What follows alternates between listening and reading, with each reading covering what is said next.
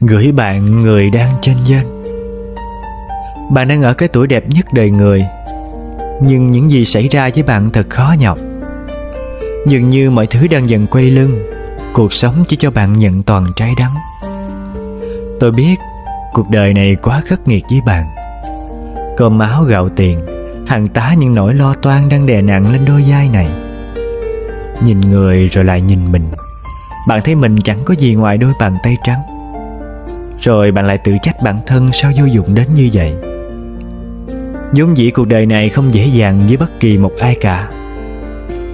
Nếu hiện tại cảm thấy mệt mỏi, chênh vênh, thì hãy mỉm cười mà đón nhận lấy. Buồn thì khóc, vui thì mỉm cười.